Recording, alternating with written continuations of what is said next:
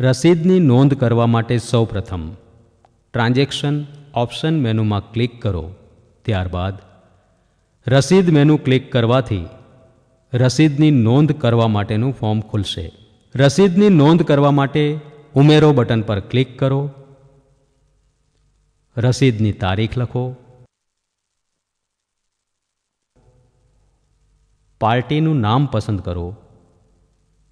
બજેટનું નામ પસંદ કરો. વિભાગનું નામ પસંદ કરો. રસીદનો પ્રકાર પસંદ કરો. બિલ નંબર લખો.